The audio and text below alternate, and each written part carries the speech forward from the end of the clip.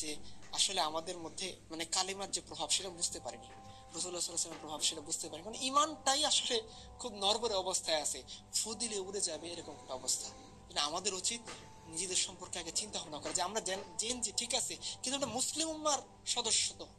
আমাদের সবচেয়ে পরিচয় প্রথম পরিচয় বাঙালি না, আমরা মুসলমান তো, মুসলিম উম্মার কন্টিনিউশন তো, এরপর আমরা বাঙালি, এরপরে আমরা জিএনজি, এরপরে আমরা ভারতীয়, এরপরে আমরা বাংলাদেশি, এরপরে এগুলো সব পরিচয় পরে। সবার আগে পরিচয় কি আমরা রাসূলুল্লাহ সাল্লাল্লাহু আলাইহি ওয়াসাল্লামের উম্মতি মুহাম্মাদি। সেই উম্মতি মুহাম্মাদি আমাদের দায়িত্ব কি নিজেদেরকে চেনা, আমরা কোন নবীর উপর ঈমান আছে সেই নবীকে চিনা এবং সেই অনুসারে আমল করা। আর যদি না হয়, মানে আমাদের অবস্থা এমন হয়েছে যে আমাদের মধ্যে না ওমরের মতো দৃঢ়তা আছে, না ওসমানের মতো কোমলতা আছে, না সালমানের মতো ইস্তেকামাত আছে, না শেরে হায়দার আলীর মতো শৈলের মতো জোর আছে, কিচ্ছু নেই।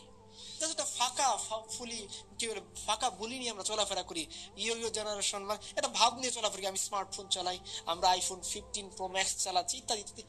ভাব নেওয়া যেতে পারে, কিন্তু আলটিমেট আল্লাহর সামনে আমার কি মূল্য আছে? মানে আলটিমেট আল্লাহর সামনে আমি কি, মানুষের সামনে আপনি আমি আমি ধরেন আইফোন 15 প্রো ম্যাক্স চালাই, কথার কথা, আপনি আমাকে মনে করেন যে না বাবা এটা তো অনেক ধনী মানুষ, আমি ধরেন কথা কথা প্রাডো পাজেরো জিপ থেকে নামলো, আপনি মনে করেন যে খুব তো ভালো মানুষ, তখন আমি কথার কথা আমি এই অফিসে আসছি আমার প্রাইভেট হেলিকপ্টার দিয়ে, আপনি মনে করেন যে না খুব তো ভালো মানুষ, কি লাভ আছে আল্লাহ এই জন্য আমাদেরকে যেন মানে খুব আফসোস করে বলতে হয় যে আমাদের এই যে ভাব, এই যে অবস্থান, এই যে বড়লোকামি, এই যে